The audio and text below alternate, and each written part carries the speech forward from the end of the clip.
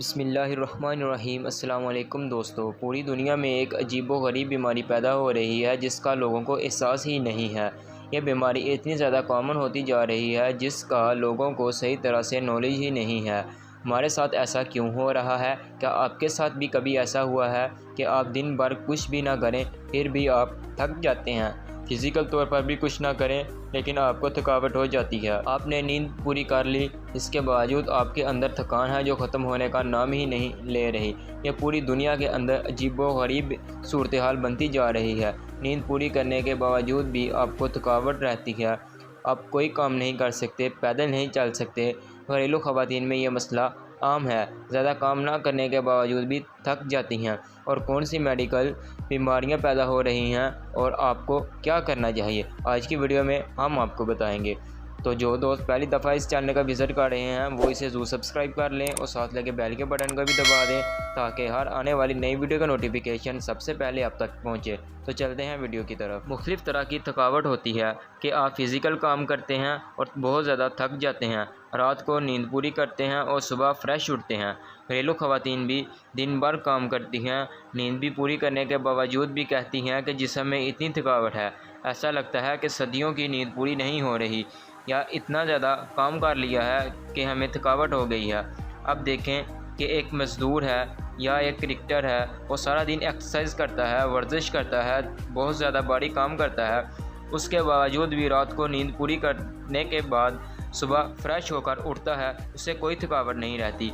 और दूसरी तरफ वो लोग हैं जो कोई भी काम नहीं करते और नींद भी पूरी सही तरह से करते हैं, फिर भी कहते हैं कि हमारी नींद पूरी नहीं हुई, जिसमें थकावट रहती है। यह मसला दिमाग का है कि आप ज़हनी तौर पर डिप्रेशन में होते हैं जिसकी वजह से आपको थकावट महसूस होती है और कोई काम करने को दिल नहीं करता। दुनिया में पाकिस्तान समेत ऐसे बहुत से ममालिक हैं जिनमें विटामिन डी की कमी बहुत आम होती जा रही है। तो ये क्या प्रॉब्लम है? पुराने वक्तों में इवन के आज भी लोग कुछ जो समझदार हैं वो जब भी घर बनाते हैं या किराए का लेते हैं तो हमेशा यही देखते हैं कि हमारे घर में सूरज की रोशनी डायरेक्ट लाजमी पहुंचनी चाहिए, क्योंकि इससे डायरेक्ट आपको विटामिन डी हासिल होता है। जब से ज़्यादा फैसिलिटीज़ आई हैं, एसी आया है, लोगों को पसीना नहीं आता जिसकी वजह से विटामिन डी की कमी बढ़ती जा रही है। थकावट की सबसे बड़ी वजह विटामिन डी की कमी है। इसके लिए आप नेचुरल तरीके से भी विटामिन हासिल कर सकते हैं डायरेक्ट सूरज की रोशनी से, और मुख्तलिफ़ किस्म की मल्टीविटामिन हासिल करके भी इसे हासिल कर सकते हैं। किसी डॉक्टर के मशवरे से भी आप कैप्सूल लेकर खा सकते हैं। दूसरी अहम चीज़ ये है कि हम पानी बहुत कम पीते हैं। मेडिकल साइंस कहती है कि आपको रोज़ाना तकरीबन 13 गिलास पानी पीना चाहिए। ऐसा ना करने से बॉडी डिहाइड्रेट होती है, आपको थकावट और कमज़ोरी महसूस होती है। आप अपने फ़िज़िकल हालत को देखते हुए साल में 1 या 2 बार लाजमी अपनी बॉडी के टेस्ट करवाएं। इससे ये अंदाज़ा हो जाता है कि आपको कोई बीमारी तो नहीं।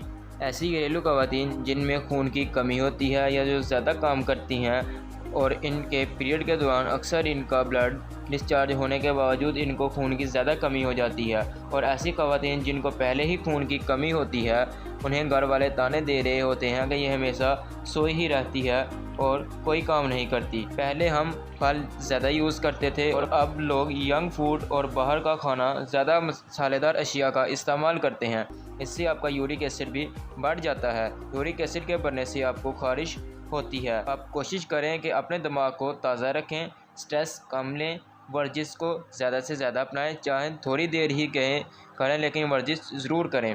सुबह की सैर को लाजमी करें, अपनी खुराक को सही करें, पानी का ज़्यादा इस्तेमाल करें, मसालेदार और तली हुई अशिया का इस्तेमाल कम कर दें, यंग फूड को कम इस्तेमाल करें, मसालेदार अशिया का इस्तेमाल कम कर दें। तो इन चीज़ों को आप अपनी डेली लाइफ में अपनाकर थकावट से निजात हासिल कर सकते हैं और डिप्रेशन से छुटकारा हासिल कर सकते हैं। तो उम्मीद करता हूँ कि आज की वीडियो आपको पसंद आई होगी। वीडियो पसंद आई तो वीडियो को लाइक कर दें, चैनल को अभी तक सब्सक्राइब नहीं किया तो सब्सक्राइब कर दें। इंशाल्लाह मिलते हैं एक और नई वीडियो के साथ। अपना बहुत ज़्यादा ख्याल रखिएगा। अल्लाह हाफिज़।